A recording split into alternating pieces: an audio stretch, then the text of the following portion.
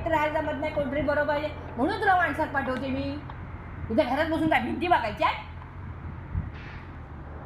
मी कामाला ना, ती दुपारी येणार, खाली येणार, मग बघणार. कोण तुला इथे पर्टिक्युलर बघताय? बा म्हातारी आहे, तुझा नातू तरी येऊन बघतोय, त्यांच्या बायका बघतायत, कोण बघतंय येऊन? कोण येते तुला बघतोय?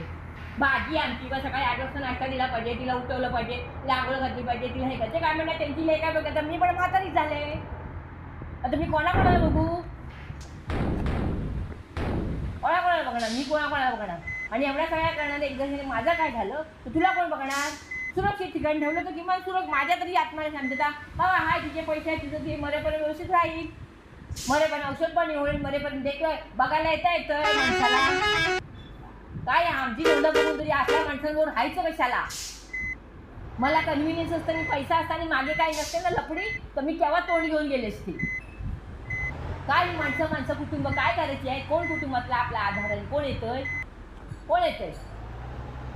कोणाला काय पडली आहे? बरोबर आहे, त्यांचे संसार आहे, त्यांचं सगळं आता सुरू झालेलं आहे. आपण कुठे त्यांच्या मागे आणि हात धुवत राहायचं?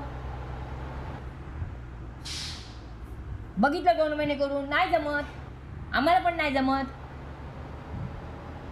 मग बघायला नको. मग उद्या संदीपला बोलून, संदीप काय म्हणे, आयुष्यभर तुझ्याकडे ठेवलीस, तिचा फायदा करून घेतला, मग आता तुम्ही आम्हाला काय विचारतो? तुम्ही बघा, घेते ना पेन्शन, तुम्हाला बघा. बघायलाही हरकत नाही, पण ते बघणं असं पाहिजे की ते व्यवस्थित तुला पूरक झालं पाहिजे ना. ते होत नाहीये, मग काय करायचं? असं वेड्यासारखं जगायचं आहे तुला पण बघत कसं पण आपलं भांदरवट.